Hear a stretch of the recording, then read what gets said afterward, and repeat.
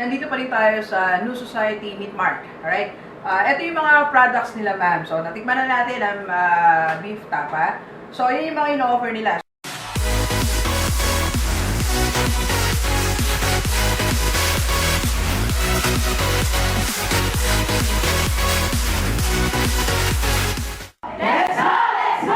Positive Day Delivers, this is Dr. Gigi Disunga from I Can Change Project. Magandang Saturday morning sa lahat ng mga delivers natin. And this is the first time po tayo mapanood sa YouTube channel. Thank you very much.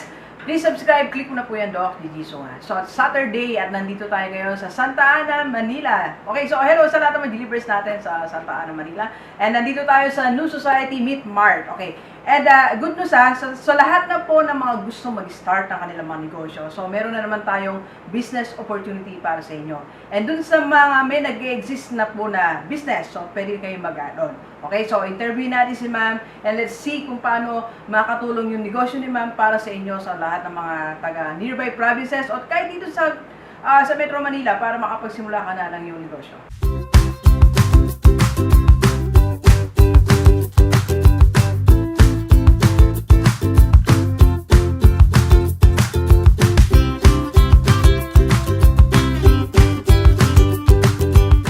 Nandito pa rin tayo sa New Society Meat Mart. Alright? Ito yung mga products nila, ma'am. So, natikman na natin ang beef tapa. So, yun yung mga ino-offer nila. So, of course, number one, beef tapa. Meron din silang chicken longganisa and tocino. Okay.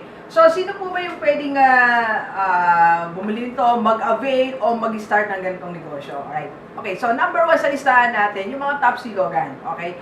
Ito, napansin ko lang kahit doon sa lugar namin, sa mga pinupunta akong lugar na nagbablog ako, isa sa mga growing businesses ay yung Tapsilogan.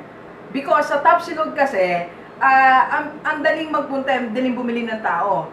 Okay, unang-una, almusal pa lang, kailangan na nila yan. At ang tao ngayon, hindi na, nagmimerienda na rin sila ng kanin, okay? Merienda sa umaga, tatanghalian yan, merienda sa hapon, pati sa hapunan, at merienda pa bago matulog. So, ang laki ng market mo. And hindi lang medyo may edad ako kumakain yan, pati mga estudyante, they go to Tapsilogan, okay? And second, kung ikaw may negosyo, madali siyang i-prepare, di ba? So, kukuha ka lang, tapos balik mo ulit sa freezer, tapos luto ka lang, di ba? So, at I think, yung kikitain dito, mga almost 50%. So, kung ikaw may-ari, almost 50% yung kinikita mo. Hindi mo na kailangan ng maraming mga ingredients. Ma'am, kung ikaw nagtitinda dito, tama po. So, hindi ka na bibili ng mga mag-iwan ng maraming bawang. So, eto, kagaya nito, naka-ano na po siya. Naka-ready na. So, yeah, you can request, pwede silang mag-request, ma'am, ng per gram, i-repack. Di ba? Ang tiyaga ni ma'am, naka-repack na yan. Pwede siyang i-repack. 70 grams. Right, 70 grams. Okay. Alright, so ano pa, kung meron kang karinderya, so pwede rin po yan. Kahit nga sa sari-sari store, kasi ma'am yung kapatid ko po, sinubukan niya po magkaroon ng ganito. Sari-sari store po siya, on the side, meron siyang konting Tapsilogan. Kaya alam ko po ang kita ng Tapsilogan. Okay?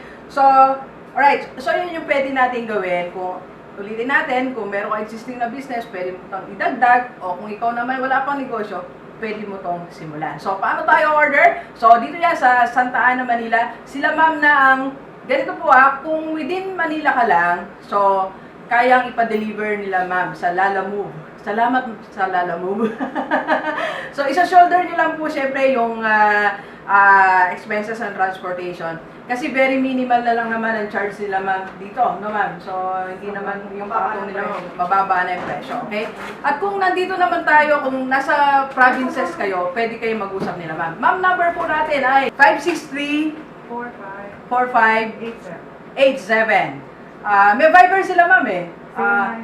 Ayan, papakita na lang ng assistant ko. Viber nila, ma'am, yan. Nakikita yung sa screen. Okay po. Pati yung cellphone number ni ma'am, yan. Papakita na sa screen.